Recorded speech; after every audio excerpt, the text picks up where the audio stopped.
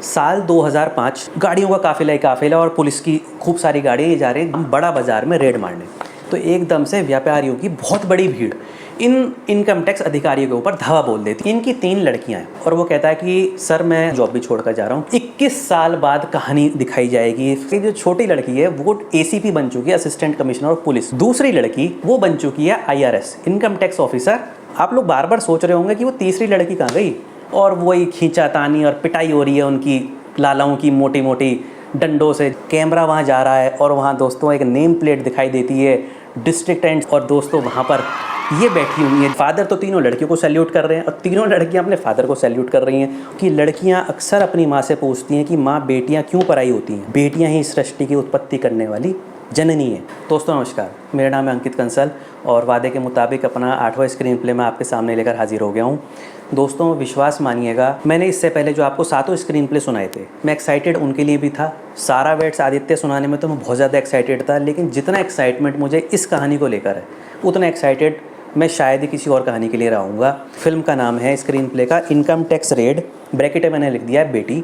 तो आपको मुझे ये गाइड करना है नीचे कमेंट करके कि इसका नाम इनकम टैक्स रेड रखा जाए या बेटी रखा जाए। तो दोस्तों कहानी शुरू करते हैं। साल 2005 लिखा हुआ आएगा स्क्रीन पे। दिल्ली के इनकम टैक्स ऑफिस में सुबह के 6 बजे रेड की तैयारी हो रही है।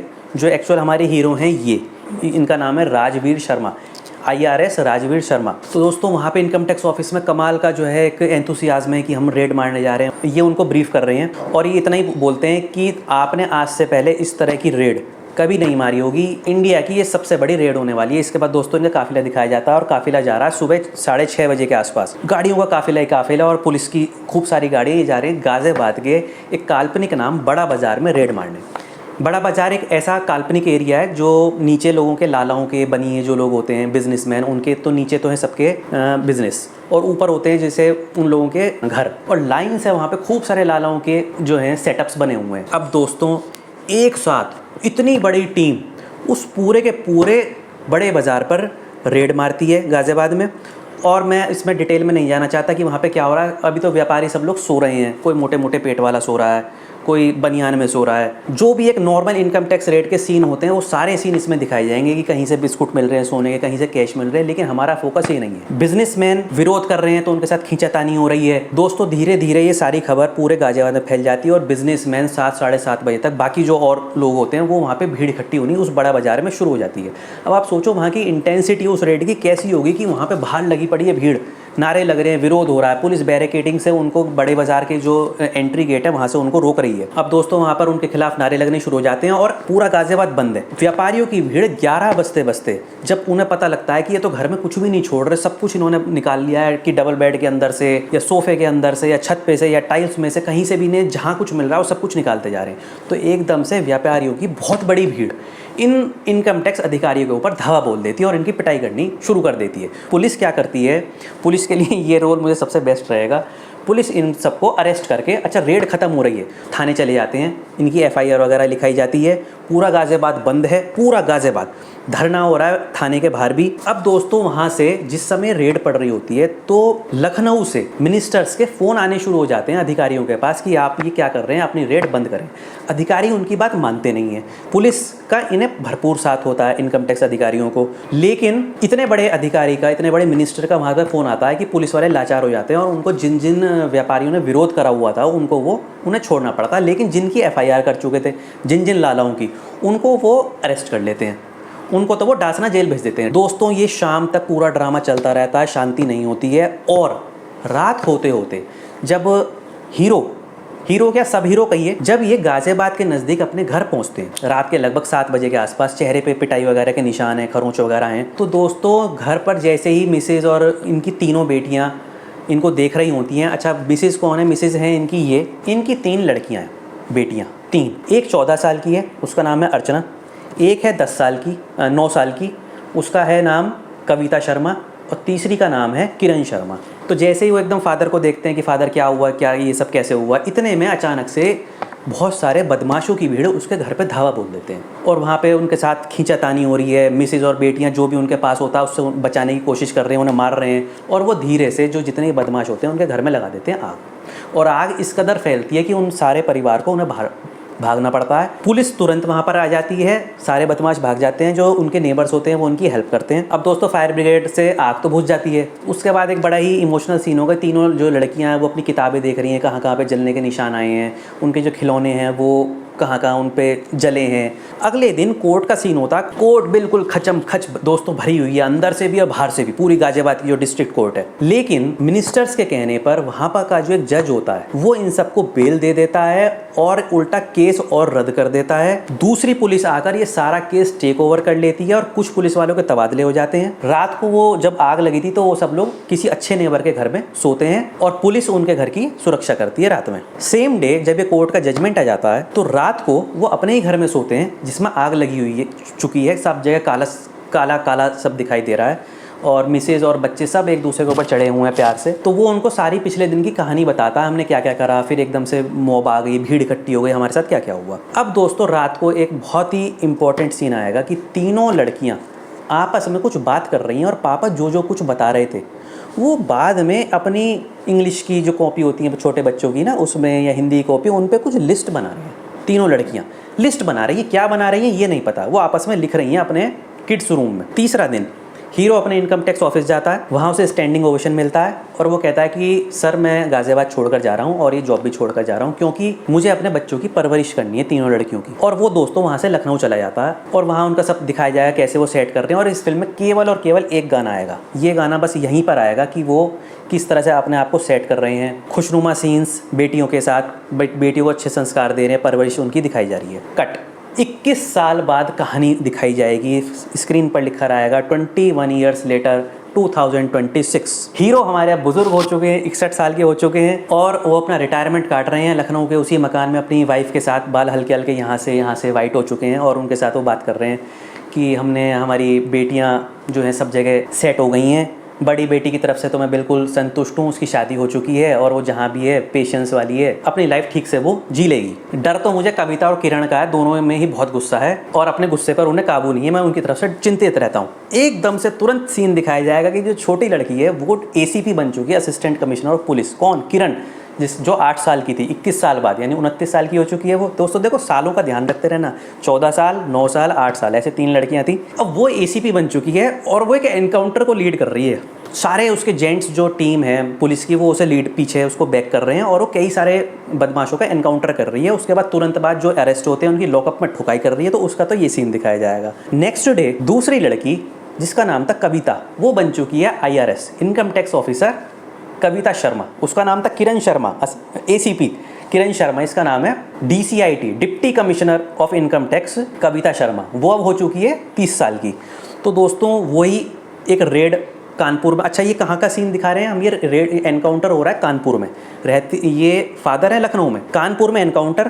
कानपुर में नेक्स्ट डे एक रेड मारती है ये DCIT कविता शर्मा और उस रेड में वही सारे सीन्स दिखाए जाएंगे जो एक नॉर्मल एक रेड में होते हैं, लेकिन वो आम रेड नहीं होगी। उस रेड को इतना हैवी, इतना इंटेंस दिखाया जाएगा, हर एक को इंटरेस्ट आएगा। अब दोस्तों ये जो कविता है और जो किरण है ACP, इन्हें किसी भी तरह बहाना चाहिए पीटने का, इनको बस छेड़ना बाकी है, कोई इनको बस हल्का सा छेड़ दे, कुछ कह दे तो ये तो थप्पड़ ही थप्पड़ मारने जो है उसको चालू हो जाती हैं। और उसका जो पुलिस वालों का फट्टा होता है पीछे, वो पीछे मारना इनकी दोनों की हैबिट है। हर जना इनके नाम से खौफ खाता, IRS Kavita Sharma, ACP IPS Kiran Sharma. अब दोस्तों ये रेड मार के, अच्छा ये इनकी दोनों की जोड़ी है कि जब भी इन्हें पुलिस की ज़रूरत पड़ेगी इनकम टैक्स वालों को, ये बुलाएंगे किरण को। तो इनकी आपस में कुछ साठ गांठ है कि जहाँ भी रेड पड़ेगी किरण ही वहाँ पर इसको बचाने के लिए पहुँचती है। तो नेक्स्ट डे फादर न्यूज़पेपर पढ़ रहे होते हैं घर में कि कविता और किरण ने फिर एक बिजनेसमैन की ठुकाई करी और उनके यहाँ रेड मारी और वो मिसिस के साथ उनका सीन होता है। देख लो मैं इसी वजह से जो है दोनों से डरता हूँ। नेक्स्ट डे फिर से कविता, उसको सीरियल रेड मारने की हैबिट है, तो नेक्स्ट डे एक पॉलिटिशियन के रेड मारती है, फिर वो ये हैवी इंटेंस रेड होगी। रात को वो अपने सर से बात करती है दिल्ली, तो वो कहती है अरे बाबू को तो छोड़ देती। अब दोस्तों इनका हो जाता है ट्रांसफ़र और ट्रांसफ़र होता है लखनऊ। तो ये दोनों जब रात में बैठी होंगी तो ये एक सीक्रेट कॉल करती है किरण हर बार, पता नहीं किसको करती है, मैडम जी ट्रांसफ़र होना है मेरा, कविता जी का तो लखनऊ पोस्टिंग हुई है, देख लेना क्या होना है। पूरी फिल्म में दिखाया नहीं जाएगा किसको फ़ोन करती है किरण IPS कि मेरा भी ट्रांसफ़र अब यहाँ पर करा दो। अब दोस्तों लखनऊ की तैयारी हो रही है, इन्हें तैयारी करते हुए दिखाया जाएगा। दिल्ली से पूरी की पूरी एक ट्रेन चुपचाप इनकम टैक्स अधिकारियों की भर के फुल ट्रेन वो जाएगी लखनऊ। और दोस्तों लखनऊ में वो जो 3 पॉलिटिशियंस थे जिन्होंने फ़ोन करके 21 साल पहले फादर की रेड में इंटरफेयर करा था और बिजनेसमैन को छुड़वाया था और वो लड़कियां लिस्ट बना रही थी, उन 3 पॉलिटिशियंस के यहाँ एक दिन में ही रेड पड़ेगी। कविता भी, किरण भी, और उन्हें पीट रहे हैं। जैसे ही वो कुछ ना कुछ गड़बड़ करते हैं और धय धनादन उनकी दोस्तों धुनाई हो रही है, क्योंकि इनका तो लक्ष्य है फादर का वो रिवेंज लेना। फादर को पता भी नहीं है लड़कियां आकर एक्चुअल में कर क्या रही हैं। अब दोस्तों उन सबकी जो है लॉकअप में इंटेरोगेशन हो रही है, दबा के उनकी धुनाई हो रही है, पॉलिटिशियन हो चाहे कुछ भी हो। फादर से वो लखनऊ नहीं मिलती हैं। पूरे लखनऊ में हल्ला मचा हुआ है कि इतने बड़े बड़े मिनिस्टर, जो कोई कभी गृह मंत्री रहा है, कभी कोई वित्त मंत्री रहा है, उनके ऊपर बताओ रेड पड़ दी, इनका विरोध हो रहा होता है और दोस्तों इनका फिर से ट्रांसफ़र हो जाता है। अब दोस्तों जब भी इनका ट्रांसफ़र होगा तो उस ट्रांसफ़र में हमेशा अपने सर से ये कहेंगी, सर जी दिल्ली गाज़ियाबाद कब बुला रहे हो। अब वो हमेशा ये कहता है दिल्ली गाज़ियाबाद में ऐसा क्या है जो तुम हम मुझसे हर बार दिल्ली गाज़ियाबाद कहती हो। अब दोस्तों जब लखनऊ से इनका ट्रांसफ़र हो जाता है तो एक 15 मिनट का मोन्ताज दिखाया जाएगा। तो इसमें इन्हें 6 जगह रेड मारते हुए दिखाया जाएगा बहुत फास्ट तरीके से, क्योंकि हमें फिल्म की पेस को कम नहीं करना है। कहाँ कहाँ? बरेली, मुरादाबाद, मुजफ्फरनगर, मेरठ, अलीगढ़, आगरा। मैं आपसे कह रहा था ना, मैंने सारे शहरों के बारे में सोचा था, तो मैंने वो शहर बीच में घुसा दिए कहीं ना कहीं। इन 6 शहरों को 15 मिनट के अंदर रेड मारी जाएगी। कभी कोई बिजनेसमैन, कभी कोई पॉलिटिशियन, वही सब इंटेंसिटी के साथ रेड मारी जा रही है। सुबह ही 7 बजे घर में धावा, जो कोई विरोध करता उसकी धुनाई। अब दोस्तों 6 जगह रेड मार के ये दिल्ली इनकम टैक्स ऑफिस पहुंचती है। इनका सम्मान हो रहा है, मेडल्स मिल रहे हैं, स्टैंडिंग ओवेशन इनको मिल रही है। अब ये अपने सर से फिर वही, सर जी हमें गाज़ियाबाद कब बुला रहे हो, हमारा ट्रांसफ़र यहाँ कब होगा।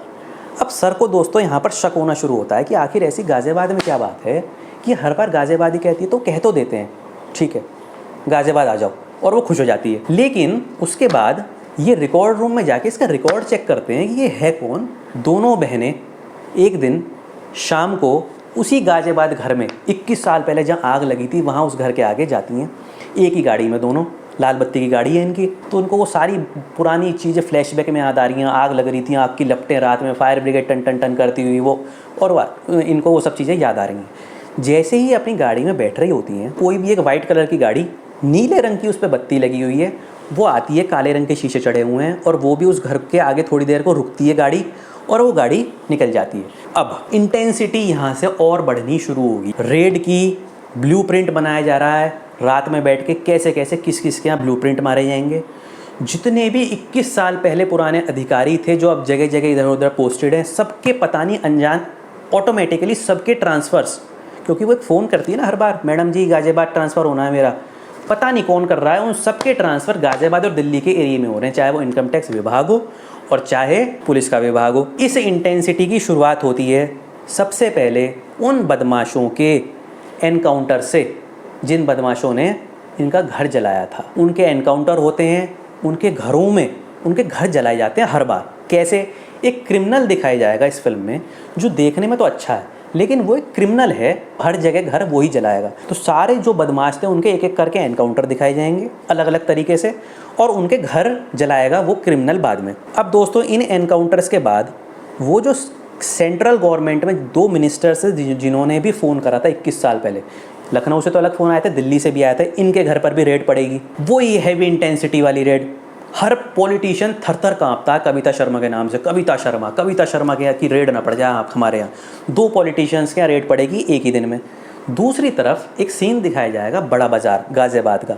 वो सब व्यापारी कुछ बुज़ुर्ग हो गए हैं, मोटे मोटे और हो गए हैं, पैसे वाले और ज़्यादा समृद्ध हो गए हैं, उनकी नई जनरेशन आ चुकी है। नई जनरेशन भी अपने आप में विलेन ही है। ये सब इसमें उनके बच्चे विलेन के रूप में दिखाए जाएंगे। अब 2 पुलिस वाले थे जिन्होंने वो सारा केस टेक ओवर कर लिया था, और वो कोर्ट में जज जिसने उन सबको बेल दे दी थी और सारा केस रफ़ा दफ़ा कर दिया था, उन सबके घर पर भी वही हैवी इंटेंसिटी की रेड होगी। पुलिस वालों के घर जला दिए जाएंगे, और एक बिल्कुल सरप्राइजिंग तरीके से अक्षय खन्ना या जो भी इनके सीनियर पुलिस अधिकारी हों, क्योंकि वो तो समझ चुके हैं कौन है, तो इन दोनों को बचाते हुए वो इन पुलिस वालों का लॉकअप में या लॉकअप से अलग एनकाउंटर भी कर देते हैं। अब दोस्तों आता है फिल्म का आखिरी चैप्टर। घर पे ऑफिस में रेड की तैयारी हो रही है, बड़ा बाजार में रेड मारने की। सब कागज निकाले जा रहे हैं, किस किस के कितनी इनकम टैक्स है, कितनी कितनी जीएसटी सबने फाइल करी हुई है। रेड मारने से पहले 1-2 दिन पहले सुपर सीनियर से मिलवाया जाता है कविता को।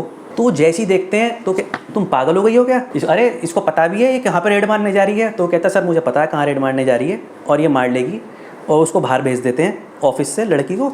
और वो दोनों आपस में बात करते हैं। अब दोस्तों आता है वही रेड का सीन। फर्स्ट सीन जो था हमारा रेड का, उससे भी ज़्यादा हैवी इंटेंसिटी की सीन दिखाई जा रहा है। दोस्तों आप लोग बार बार सोच रहे होंगे कि वो तीसरी लड़की कहाँ गई। दरअसल एक्चुअल में दोस्तों मैं भूल ही गया उस लड़की का रोल लिखना। वो उसकी शादी वादी करके उसको दिखा देंगे उसकी शादी हो गई। फादर भी तो कह ही रहते मैं उसकी तरफ से निश्चिंत रहता हूँ।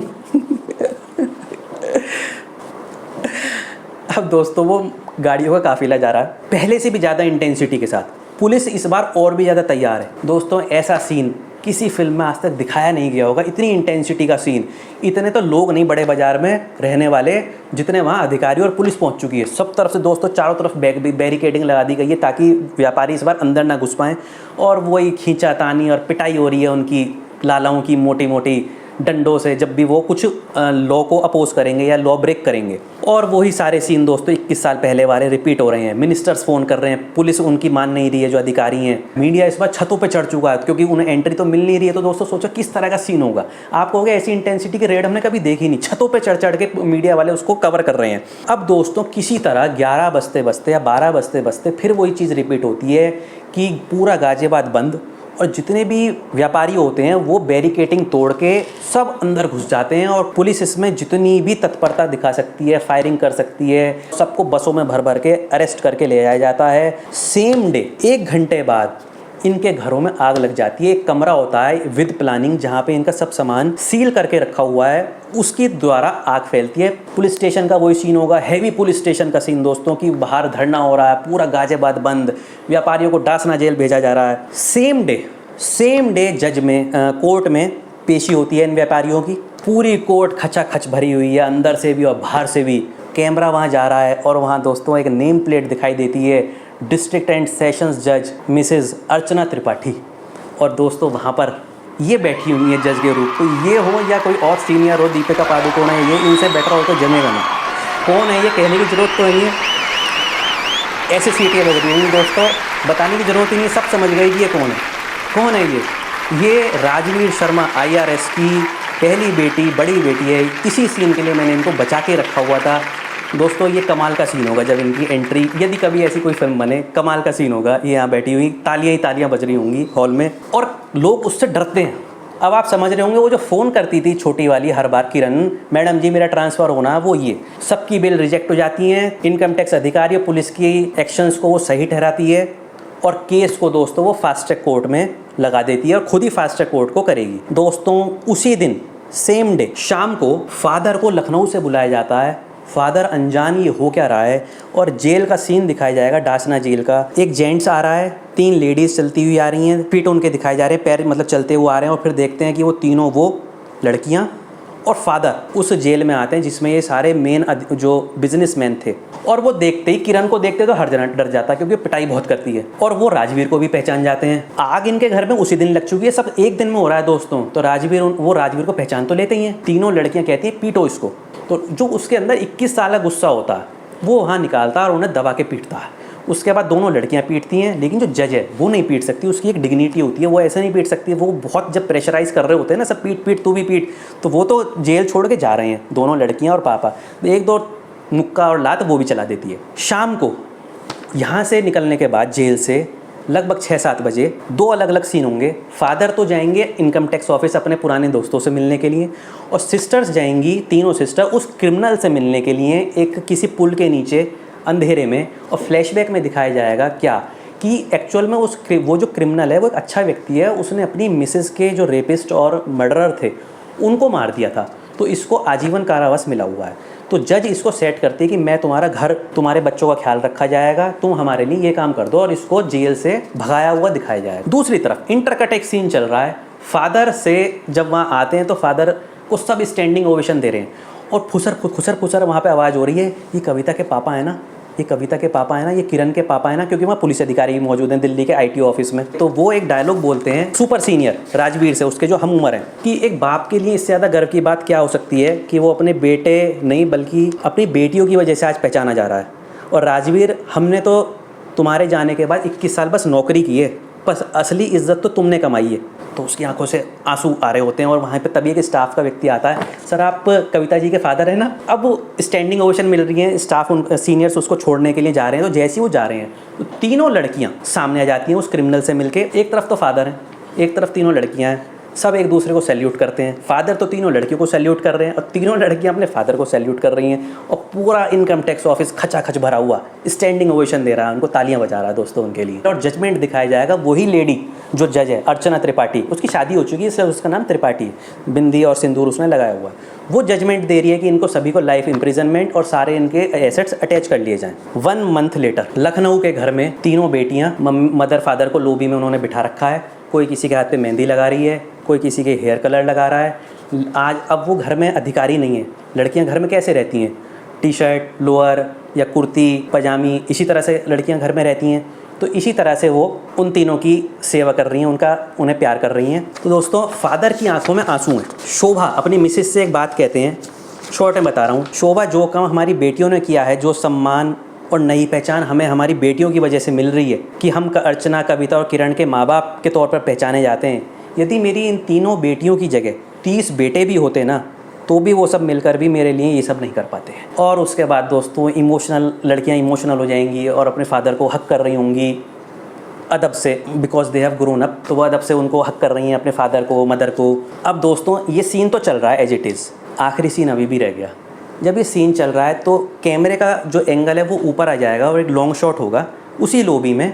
सीन वो अभी भी ऐसे ही वो सब कर रही हैं। अच्छा, किसी ने अपने फादर को अपनी टोपी पहनाई हुई है, किसी ने अपनी मदर को अपना वो जज का जो वाइट कलर का जो टाई होती है वो पहनाई हुई है, किसी ने कोट पहनाया हुआ है। तो दी एंड की बजाय फादर की आवाज़ में जो भी फादर का रोल प्ले करेंगे उनकी आवाज़ में एक वॉइस ओवर आएगा, पीछे से आवाज़ आएगी कि लड़कियां अक्सर अपनी माँ से पूछती हैं कि माँ बेटियां क्यों पराई होती हैं। अब जो डायलॉग आएगा वो स्क्रीन पे रोल होता हुआ आएगा और वो बोल भी रहा साथ में, क्योंकि दुनिया का भार सहने की शक्ति केवल बेटियों में होती है, इसलिए बेटियां सृष्टि का भार सहने वाली भूमि है, दूसरे का भाग्योदय करने वाली लक्ष्मी है, सबको ममता देने वाली एक माँ है, अपने आंचल में प्यार करने वाली पत्नी है, बेटियाँ ही पुरुषों को जन्म देने वाली माता हैं, बेटियाँ ही सृष्टि की उत्पत्ति करने वाली जननी है, और आदमी तो बस एक आदमी है। दोस्तों ये कह के फिल्म हमारी ख़त्म होगी। मैंने फिल्म सुना तो दी है लेकिन कुछ अजीब सा फील हो रहा है आपको। दोस्तों ये तो ट्रेलर था, पूरा स्क्रीन प्ले मैं शूट करने वाला हूँ। आपको ये ट्रेलर कैसा लगा कमेंट करके दोस्तों ज़रूर बताना, और हो सके तो स्क्रीन प्ले पूरा सुनना यदि आपको कहानी बहुत अच्छी लगी हो। काफ़ी समय ले लिया दोस्तों आपका, मुझे इजाज़त दीजिए, नमस्ते।